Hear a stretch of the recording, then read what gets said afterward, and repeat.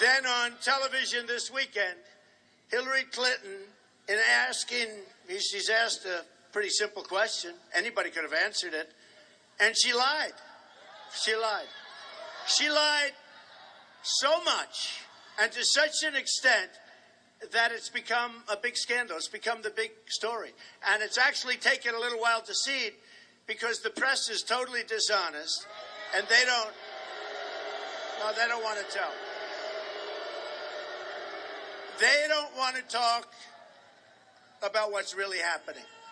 Believe me, and we all know it, they want a certain narrative, and that's not the narrative they want. But what she did is lied so badly, and you have the FBI director saying she lied, right? Said she lied, said she was negligent, said all of these things, and now she's running for president. Shouldn't happen. Shouldn't be allowed to happen. So, again, I look, and I'll never forget the scene this morning. And remember this, Iran, I don't think you've heard this anywhere but here, Iran provided all of that footage, the tape, of taking that money off that airplane, right? $400 million in cash. How does the president do that? How do you do that? We're going to send $400 million in cash. This is in cash, in currency. Now, here's the amazing thing. Over there, where that plane landed, top secret, they don't have a lot of paparazzi. You know, the paparazzi doesn't do so well over there, right? And they have a perfect tape done by, obviously, a government camera.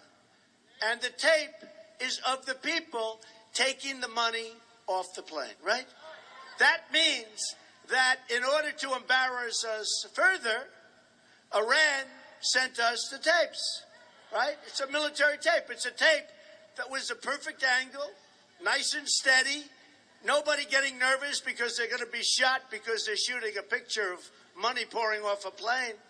And then you say, where does that money go? Who gets that money? I doubt it's the people of Iran. I doubt it. But you say, who gets the money? Then you also say, who's authorized to give cash? Who's authorized? No. Who's authorized to give cash? And you know what? I'll tell you, it's a disgrace. And Iran released that tape, which is of quality like these guys have. Iran released that tape so that we will be embarrassed. And 2 days ago, one of their tops said, we don't care about the deal with this country, with the United States. We're going to do whatever we want. Said it. Scornfully said it. We're going to do whatever we want. We're not going to abide by any deals. Who does the United States think we are? Look, they were in big trouble. They had sanctions. They were dying. They were in big trouble. They probably eventually would have collapsed. And we took off the sanctions, and we made this horrible deal. And now they're a power. They've gone from being in deep, deep trouble. Iran is now a power. And they're going to have nuclear weapons much sooner than you think. And they have plenty of money. And they have plenty of everything now. You know, we're fighting in Yemen. And we're fighting them. Everybody's fighting. We're fighting all over. But we're fighting them. And they don't want Yemen. They want the border of Saudi Arabia because they want the oil in Saudi Arabia, right? They want the oil in Saudi Arabia. So they're fighting for Yemen and back and forth. But we're on the other side of the fight. And the question was asked to Secretary Kerry. And this was something all started by crooked Hillary Clinton. This was all started by Hillary Clinton. Everything was started by her. They relied on her. So what happens is you ask the question, why didn't you settle Yemen as an example? Why didn't you get something settled in Syria as an example where we're fighting? They're backing Assad. Why didn't we settle? And you know, the answer was it was too complicated. No, think of it. That was the answer. It was too Wow, there's a lot of people here. Yeah. There's a lot. Yeah.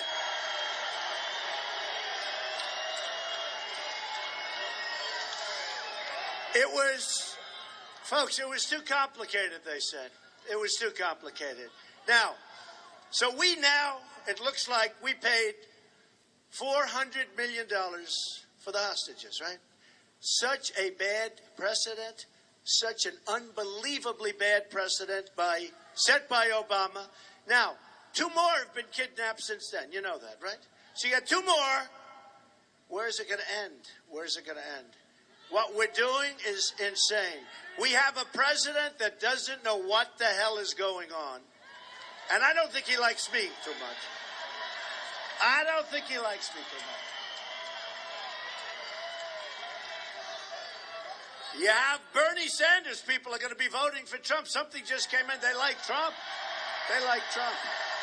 They like Trump. Now, it's been like an amazing thing. You know, that system was rigged for Bernie. It was rigged. The superdelegates. We have to make sure that when we run, because look at these people as an example. When we run, we have to make sure that you don't have people voting 10 times. Because, as you know, there's a big difference now from what there was before. Oh, there he is. All right, you can get him out.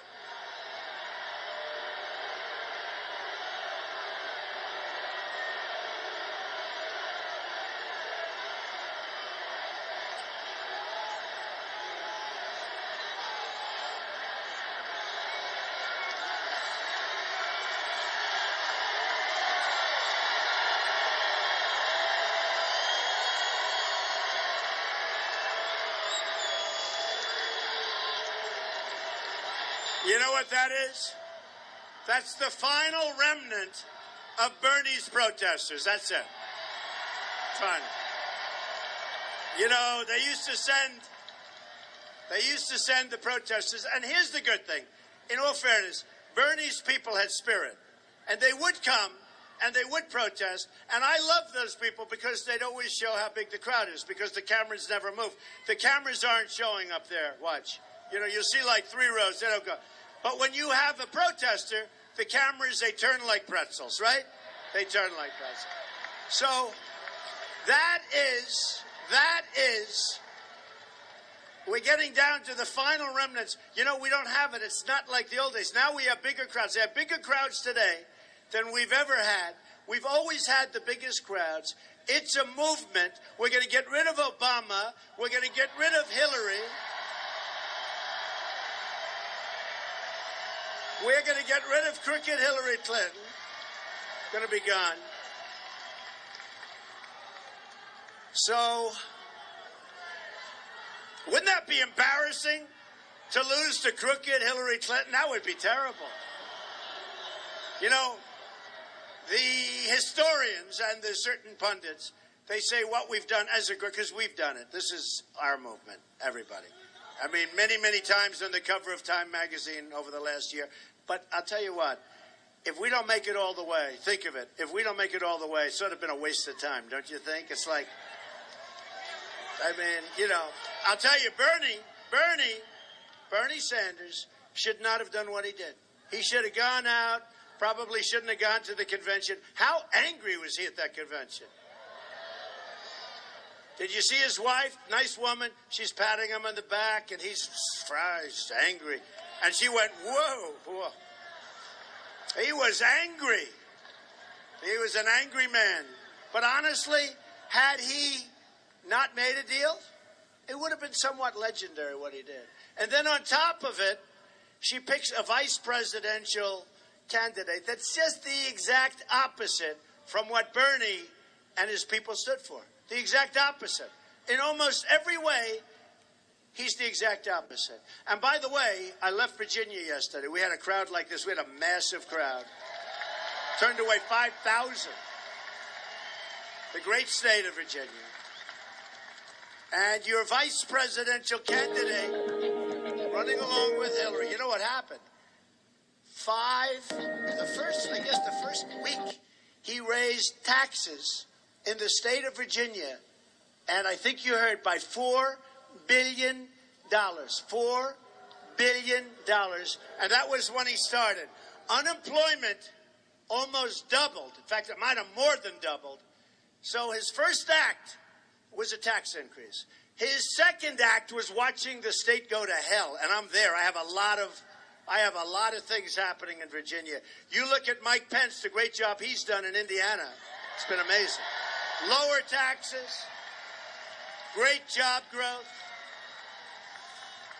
But I'm in the state of Virginia, and it's a great place. And I want to tell you that I thought when she picked him, I didn't know him. When she picked him, I figured he'd be like a popular guy. And people from Virginia say, this is the worst guy you could have picked. He lifted our taxes by $4 billion. Governor Kane, beautiful, beautiful, beautiful. So here's the story. Here's the story. You have a governor, call him Governor Tim, right? He's known as Governor Tim, except now they don't like him anymore because of the tax increases and because of the unemployment. I mean, tremendous unemployment. And we have the right guy as vice president, and most importantly, you have somebody here that's going to bring back jobs from Mexico. We're going to bring back jobs from all over the world that have taken our jobs. We're going to bring back manufacturing. Now, so important. The infrastructure of our states and our country is crumbling. It's crumbling. We've got to fix it. We've spent trillions of dollars in the Middle East. We have airports. You have airports in the Middle East, the likes of which you've never seen in this country. Our airports, I mean, you take a look at what we have as airports, like third world countries. You go to China, you go to different places in the Middle East, you'll see things, folks, I've been, you'll see things that you've never seen before. You'll see roads, you'll see highways, you'll see trains that go hundreds of miles an hour as opposed to 60. Cluck, cluck, cluck. Because we spend our money so stupidly. We spent our money trying to do something in the Middle East that nobody's been able to say what they've tried to do. Okay? Now, we shouldn't have been there, but we shouldn't have gotten out the way Obama got out, and Hillary. Because a lot of things happened, but one of the things that happened was ISIS. So we have a depleted military. We are going to rebuild our military. We're going to rebuild it. Bigger and better than ever before. Right now, our military, do you notice they have fighter jets? I saw it the other day, a documentary. The jets are 18 to 20 years old. They don't make parts for them anymore because the planes are so old. So they go to the plane graveyards and they go to museums to take parts off these planes, to put them and to give them to our great pilots to fly. And sometimes against the competition. This is the United States. This is what has happened. You look at your space program. This is what's happened to the United States. This is where we are right now. And on top of that, we owe almost $20 trillion. It's doubled in the last 8 years. It's doubled. So we're going to do things. Now, you ready? We're going to have strong borders, right? Strong borders. Strong. We're going to have...